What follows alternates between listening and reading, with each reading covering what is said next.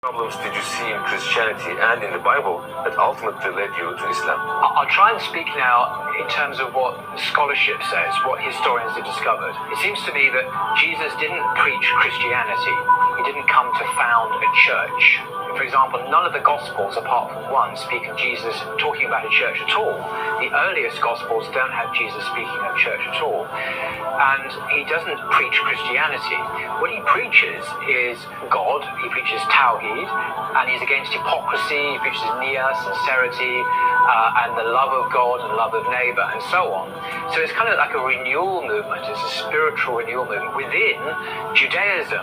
So Jesus' faith, if you like, what we would call that Judaism, or the faith of the Israelites. He didn't preach the incarnation. He didn't preach the Trinity. He didn't preach the atonement, according to the vast majority of historians. The problem for Christianity is the idea that God became a man in Jesus. This is a late idea. It's not there in Jesus' ministry. It's only found, actually, in the Gospel of John. This is the last Gospel to be written.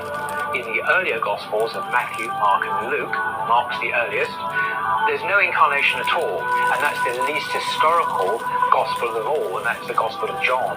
Only in one place in the Gospels does Jesus walk around saying, I am the light of the world, or before Abraham was, I am, or I am the resurrection of the life, or I am the light of the world. All these I am statements are only found in one Gospel, the last Gospel of John.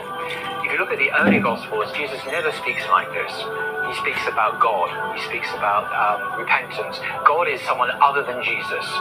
He's not the message. God is the message. He's the messenger. He's the prophet, for sure. But he is not God. In John, it gets a bit more difficult, more complicated. Jesus comes across as a somewhat divine figure. In the beginning was the Word, the Gospel begins, and the Word was with God, and the Word was God, and the Word became flesh and dwelt among us, etc. Now, all of this is very late, and if Jesus actually went around saying these amazing things that John claims he did, why did no one else report that? So we have an earlier Gospel, the Gospel of Luke, for example. In the entire Gospel of Luke, Jesus never speaks like that. He never speaks about himself so much as about God. He just doesn't call himself God. He's just a prophet. And he never says, I am the way, the truth, and the life.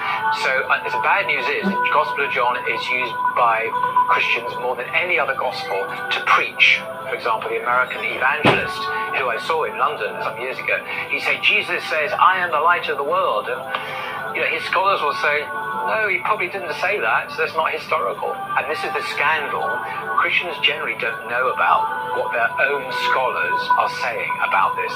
That's worrying, because how can you trust them now if they contain made-up stories?